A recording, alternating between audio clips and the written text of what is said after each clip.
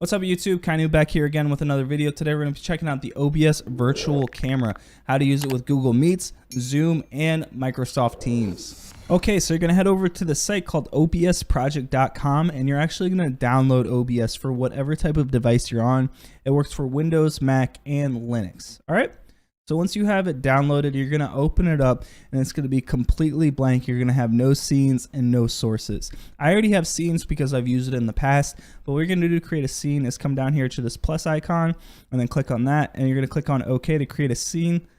You can name it whatever you want to name it. I just have scene 4 for this example, but whatever you want to record, you're going to put in sources. All right.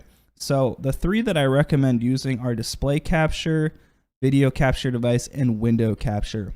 So display capture is going to capture everything you do on your monitor. Okay. So anything that happens on it. I don't really recommend display capture because if you're using it for work purposes, you may have like a bookmark or something that you don't want everybody to see. So I recommend window capture. So what window capture is exactly what it sounds like. You're going to capture a specific window. Like let's say you want to record PowerPoint. All right. So you're going to click on window capture and then you're going to select PowerPoint, and then it's only going to capture PowerPoint. All right. So that's what a window capture is. It's one specific program. The only other one that I recommend to use, maybe text, but it's video capture device. So this is any webcam or any other video capture device that you have attached to your computer. You're going to click on video capture device, and then you're going to select that video capture device, and it's going to show up in your scene. So for this example, I'm going to do display capture. All right.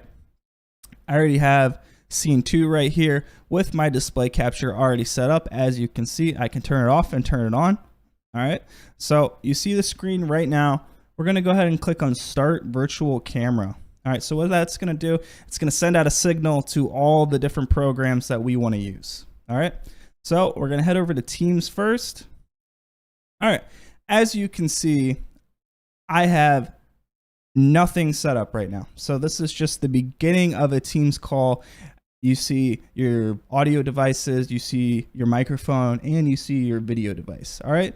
So what you're going to do is you're going to come over to video settings and you're going to drop it down and go to virtual camera right here. All right.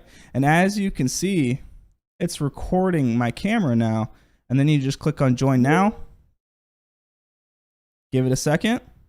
It's creating the meeting. And then you can invite anybody you want to invite. And then if you actually want to do this in the meeting, let me show you how to do that real quick. All right. So what you're going to do, you're going to click on more. All right. And then device settings right here. And then this is going to give you the same screen that we had before with the camera settings. And then this is what we had selected before. And then now you just click on OBS virtual camera. All right. And that's going to give you your OBS virtual camera that's sending the signal from OBS. So that's Teams. Let me go ahead and close that. And then we're going to leave that. Let's go ahead and go over to Zoom. So let me open up Zoom.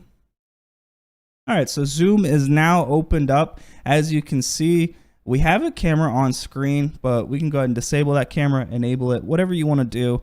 But the way that you actually select the camera you want to use is by clicking on this little arrow right here and then going up and clicking on OBS virtual camera. And as you can see again, we have our OBS virtual camera. We can show whatever we need to on our screen.